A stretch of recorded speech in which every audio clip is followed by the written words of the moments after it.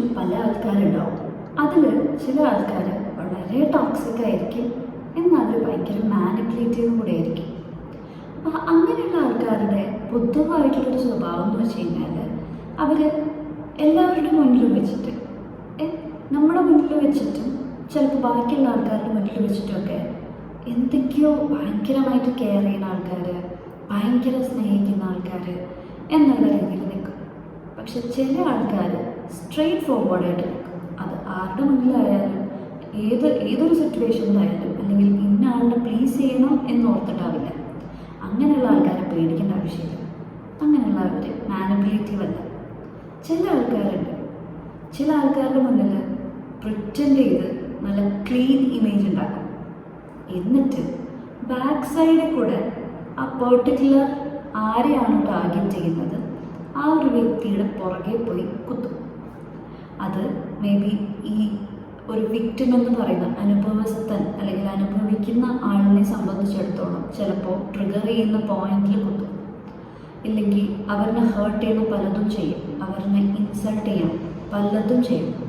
ഇതെല്ലാം ചെയ്തു കഴിഞ്ഞിട്ട് വെളിച്ചത്ത് വന്ന് നിന്നിട്ട് ആൾക്കാരുടെ മുന്നിൽ നിന്നാവട്ടെ, നിങ്ങളുടെ മുന്നിൽ നിന്നും ഫ്രണ്ടിൽ വന്നിട്ട് കുറച്ച് ആൾക്കാരുടെ അടുത്ത് കാണിക്കാൻ വേണ്ടി ദേ മാനിപ്പുലേറ്റ്.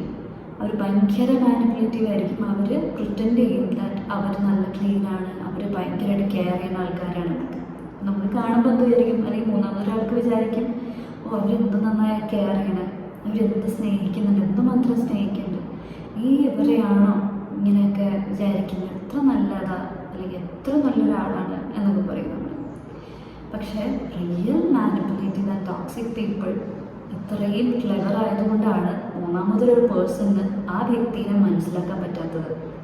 ഒരാൾക്ക് മനസ്സിലാക്കാൻ പറ്റാത്തത്രത്തോളം സൂപ്പറായിട്ട് അവർ അഭിനയിച്ച് അതിനെ നമ്മൾ ഈ ഇപ്പോഴത്തെ ന്യൂജൻ ആൾക്കാരെ കൂടുതൽ യൂസ് ചെയ്യുന്നൊരു വാക്കാണ് വെള്ളപൂശ എന്ന് പറയുന്നത്. അതേപോലെ തന്നെ നമുക്ക് തോന്നും.